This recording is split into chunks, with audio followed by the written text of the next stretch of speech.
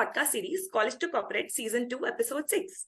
Our guest today, Mr. Johnson Kandi, is a seasoned professional with a wealth experience of over 15 years.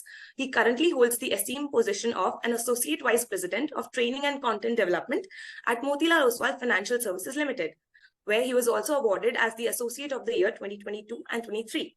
He has also been awarded as the Training Leader of the Year twice and also lies in the top 50 marketing leaders of the year 2018 and 19. That's phenomenal, sir. We are very honored to have you share your insights, experience, and knowledge with us. Thank you so much, sir, for joining us. So without any further ado, let's begin with the questions. Sure, Khushi, thanks for inviting me to this, and I feel this is something which education and colleges should often do, should get an experience from the real financial industry that we have seen. I have seen in my college a lot of professors coming from industry, coming in, speaking up. But this is a way where we can digitally record and use this medium also. So great initiative. Thank you so much, sir. We're glad to have you. Sure. Right. So with the questions, can you tell us a little bit about your background and how did you start in your current role? Okay, so there was always an interest of finance. Now, finance on a scale of 1 to 10, we have a lot of things. We have on the higher side, if you consider, we have specialists, right, who have the considerable knowledge. There are different professions in that. So I was always keen to learn more about finances or calculation or something which is more related to numbers. So there I decided to start a career which excites me. So I was thinking of BFSI altogether after completing my studies. In BFSI also, I was thinking of what exactly to select. Most of the students go through this phase. So there is banking, there is insurance, but I thought of going with financial services. So started working with stockbroking. Now it's been 15 years. I have worked with four different firms, out of which three are stockbroking firms and one has been insurance. So insurance I have spent a very little time. This four companies I have experienced, worked with very seasoned people, have seen a lot of ups and downs in the market, and have gained knowledge of business as well as strategy, and now doing a lot of work with learning and development. That's really wonderful. You've had quite a fun journey. Yes. All right. So what are your views on current evolving financial industry? Okay, so I'll keep the compliance in mind to answer that. So, from the perspective of student, when you get into finance, you look at various trends that are coming in the market. So, it's a mixture of physical as well as digital. So, we in our organization call it as digital. And Right. if you see with the change in digital infrastructure which is coming in, the kind of AI information has been coming in. So you see that there are a lot of opportunities which has been created. Now I told you that there are some profile which are completely into specialization. There are some profile that is a mix of finance, a mix of business, a mix of various other things. So if I talk to if I tell you about the current financial industry from the opportunities point of view, it is going to grow huge. You talk about banking, you talk about stockbroking, or you talk about insurance. The penetration in overall of the overall population is only 5 to 6% that we say. So in stockbroking, we say insurance, it is very less. Insurance, we are very underinsured. When we talk about stockbroking, we have only 9% of the overall population, less than 9%, just 5 6%, I think so, which has a demat account or so. We can see that the penetration can go up to 45%. So the opportunity is huge. That's great. That'll be good for our students in future. Yes. All right. So how do you see the relationship between design thinking and DISC? Are there any commonalities or intersections? See, both disk and design thinking are two different pillars of study. One is disk is used as a PPA, personal profile analysis test, where you will see at the time of interviews, all on the selection criteria, we draw a certain graph of which kind of personality will suit which kind of job.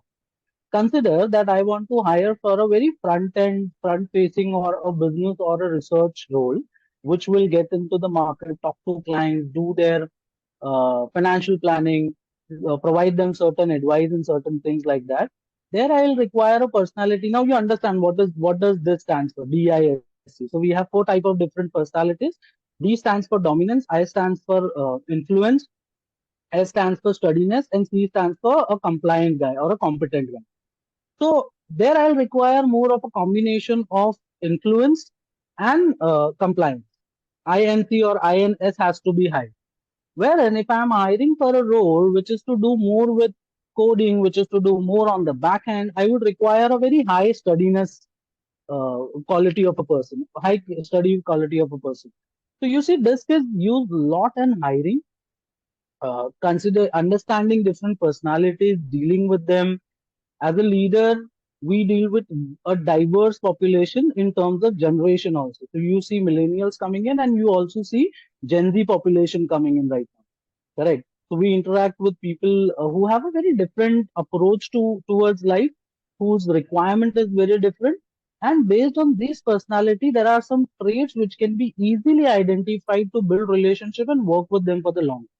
Well, now when it comes to design thinking, this can be applied in various different things. This is a complete different field of study where what we do in this is you consider any project or any certain strategy that we are implementing. I'll explain it in a very, very simple way. I'll not go into more technical terms. So there are four things that is going right now. So we talk about what is, then we try and explore. First, we understand what is going on in the current situation. Then we try and explore what if. So when I say what if, we try and explore all the possibilities which can be done, not be done, whatever is possible. Then we go and explore what wows out of them. So when I say what wows out of them, what really excites me. But everything that excites me, comes out as a wow thing or a wow factor is not going to work. So the last stage that we work on is what works. So you see how the pattern works. So in design thinking, there are the four stages that we follow.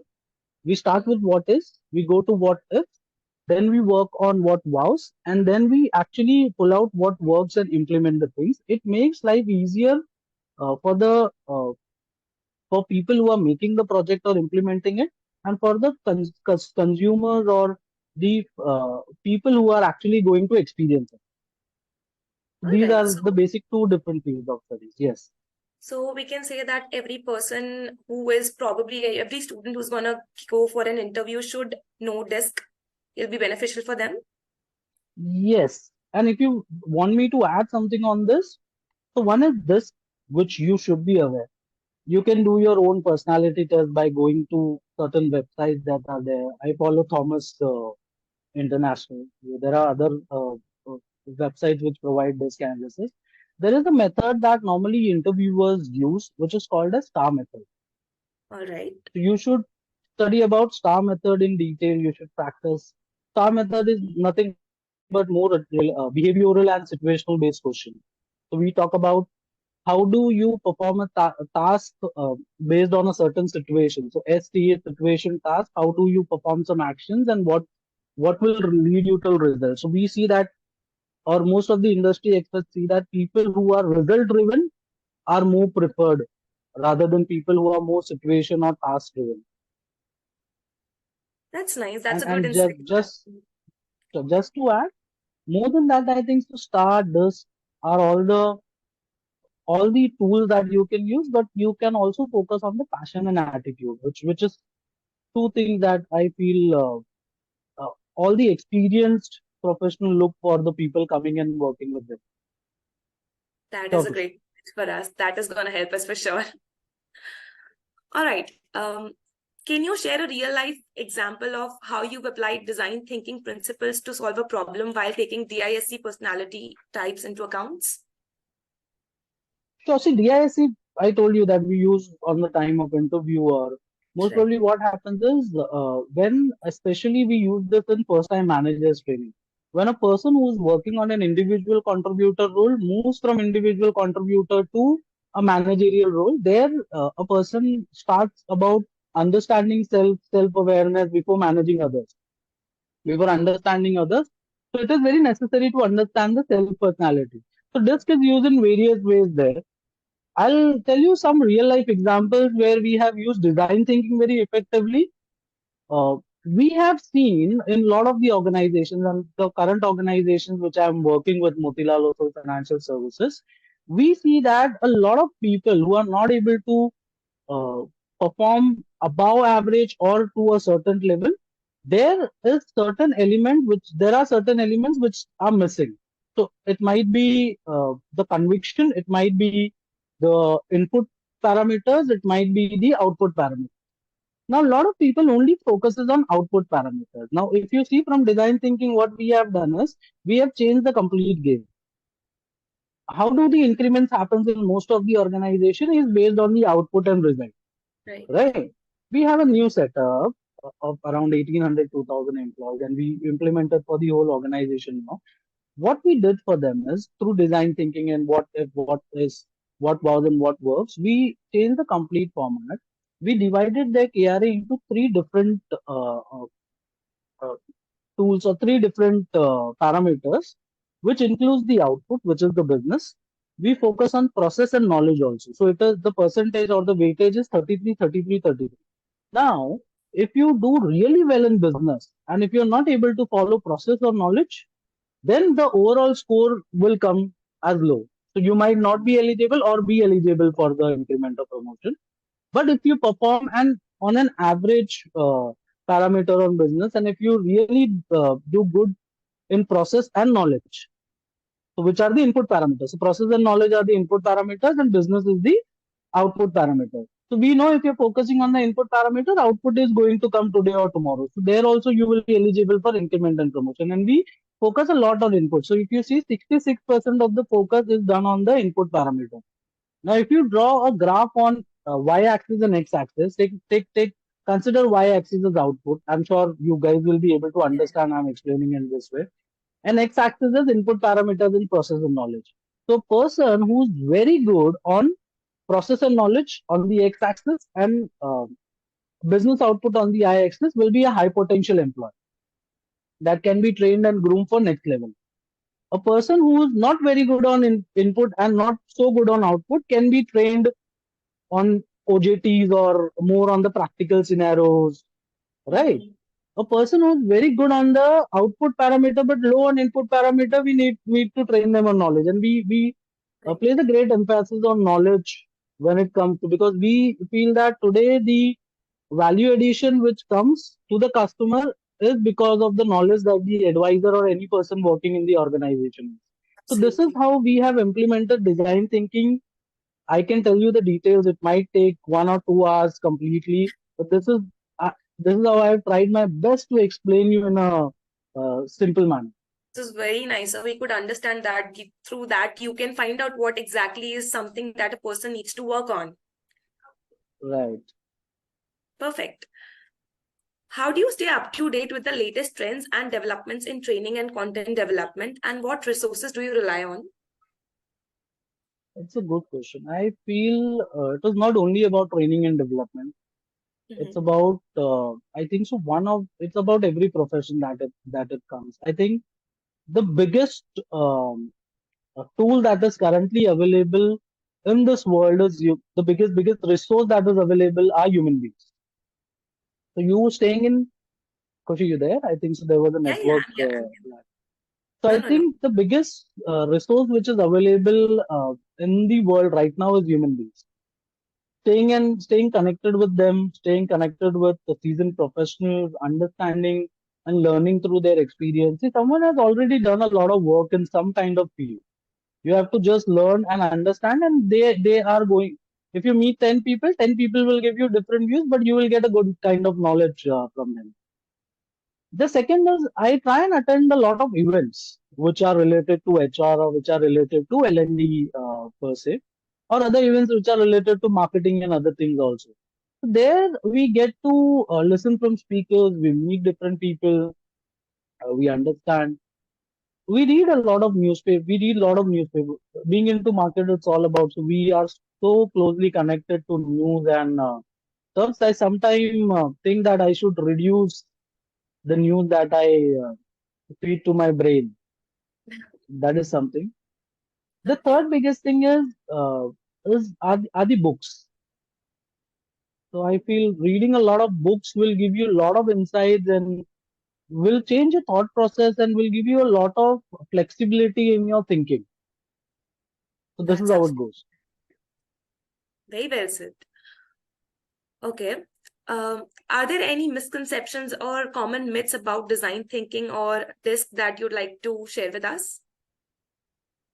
I'll tell you about this. People think the people who follow this very superiorly, they think that a certain personality will not be able to do a certain kind of a role. That's the myth.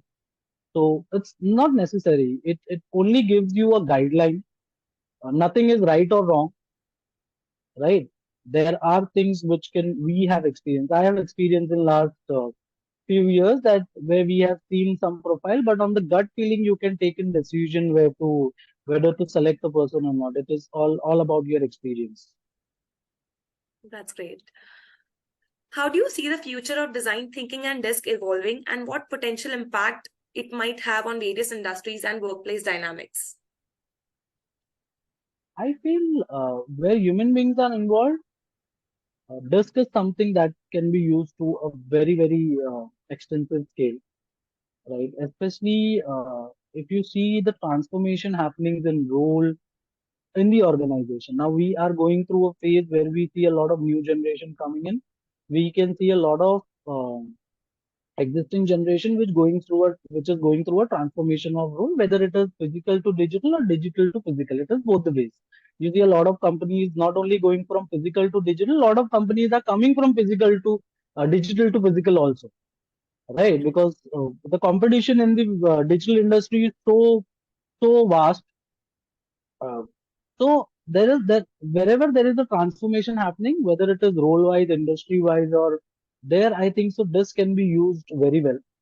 When it comes to design thinking, there are a lot of other tools which are available in the industry which can be used for project management or getting new ideas or putting concentrated effort on a certain project. But design thinking is the very simple and more approachable aspect which one can consider. All right.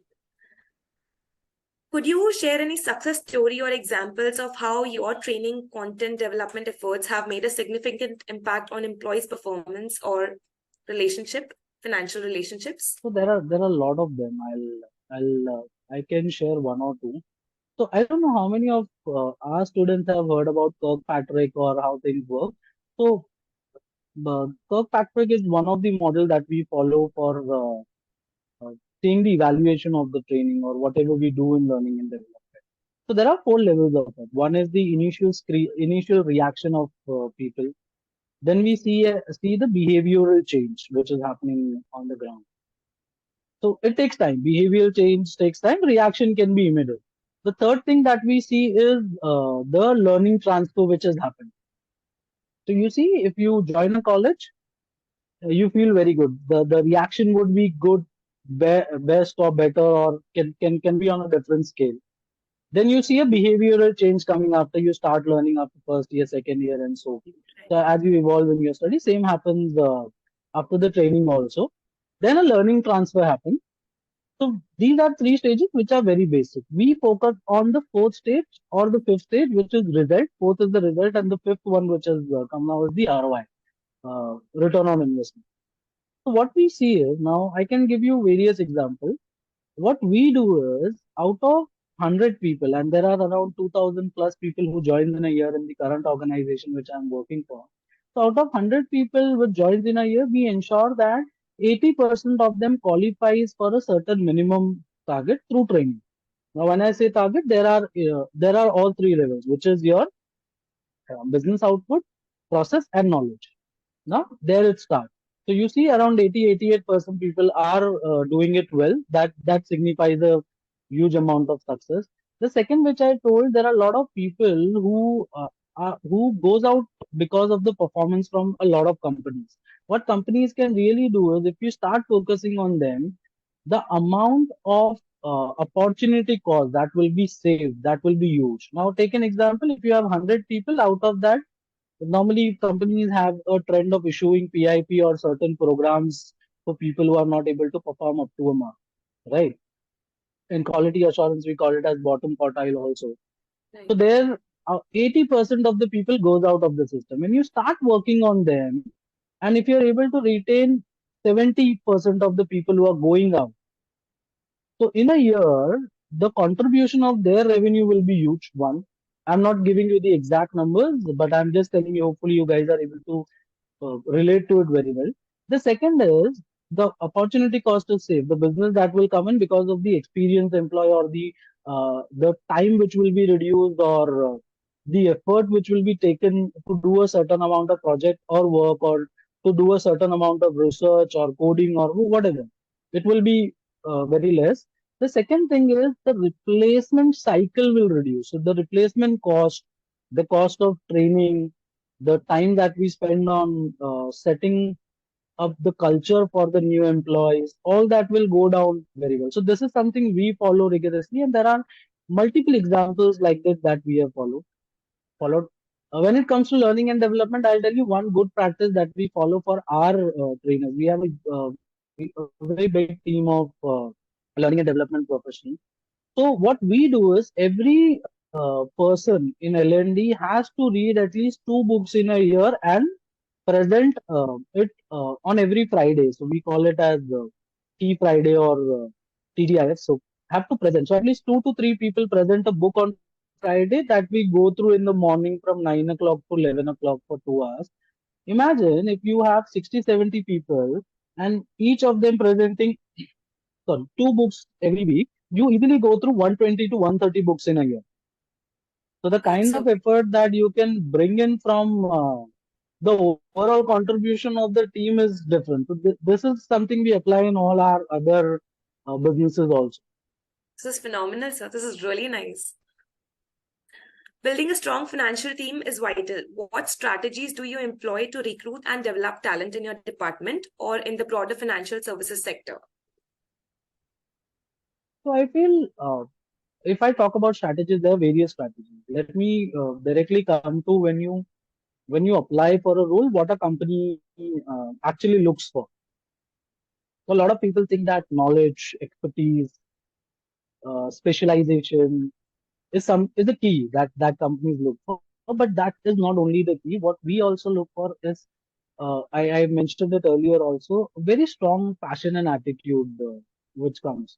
So the right kind of attitude, the right kind of passion for the profile tells us that long uh, how long term relationship is going to be between an employer and employer. One.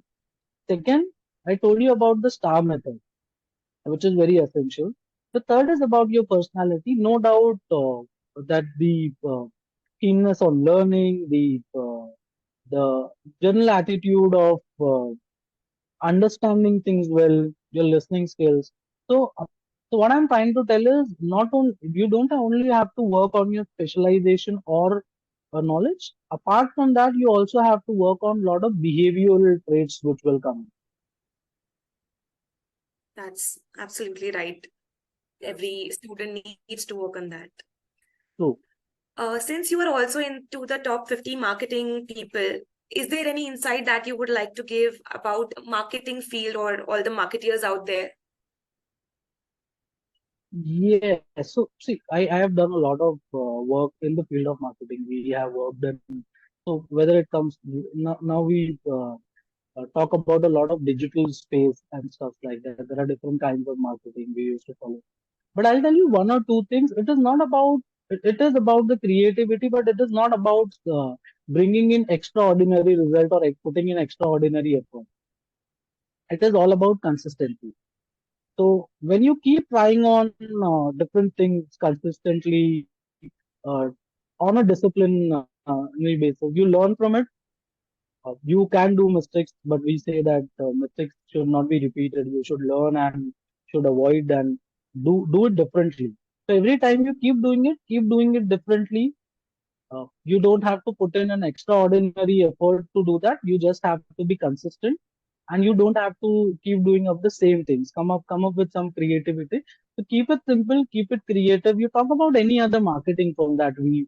So today, if you ask me that whose strategies are best and should follow, so undoubtedly that people will talk about Zomato or will talk about various companies which are doing very good in marketing. You can refer to Amul. Those are tho- those are very creative mind that I have seen in last 15 years. We talk about Apple. There are a lot of companies which you can take inspiration from. In marketing, I think so. Inspiration, creativity, keeping it simple. These are the things which are very necessary.